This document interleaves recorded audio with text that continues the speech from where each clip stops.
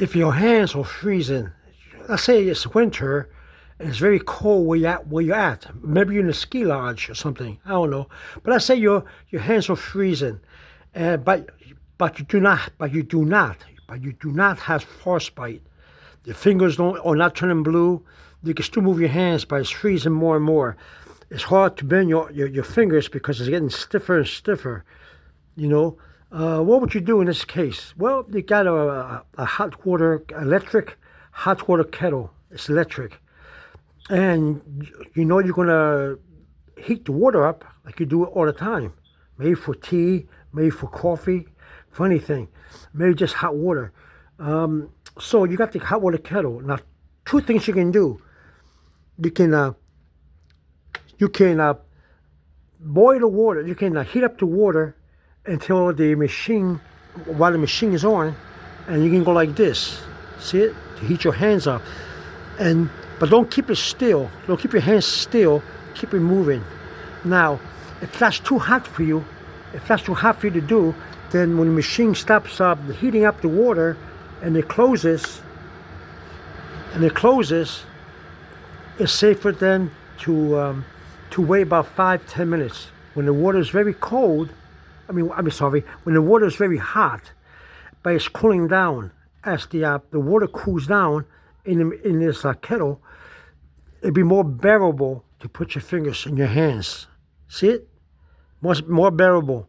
You see? And as it cools more, the warmth of it will be more and more, it'll be cooler and cooler, but the heat will be there. You know the heat? You know how something is very hot and it cools down and you can touch it after a little while? See, I can touch it. But as this water cools down, even though it's still hot, the more I can do this. And after a time, it'll be so warm that you can put your hands on the glass. Why?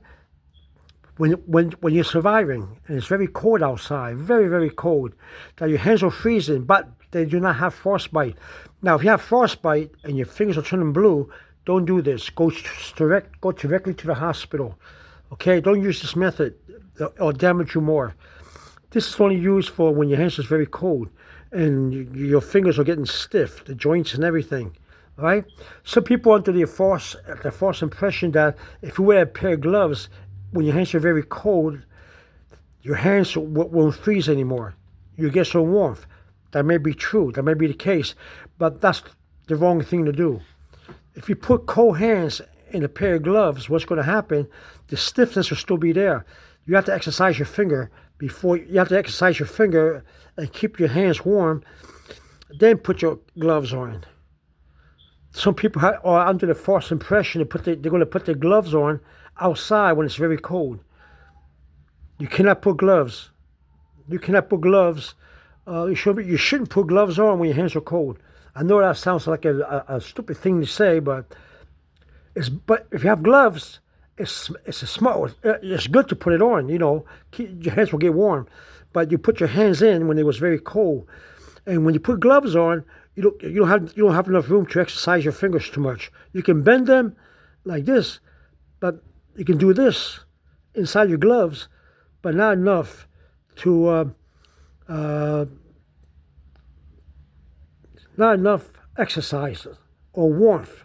Your hands will be cold and still be stiff for about 5 minutes, and then that will damage your joints some. It will keep your joints from bending. See it? It's like that. You want to bend your joints, so do this. Keep your hands warm before you put your gloves on, and see what happens. And go like this before you put them on. Okay, and then come back and tell me what you think. If you put your gloves on before you warm your hands up, you're going to have stiffer joints. It's going to affect your hands.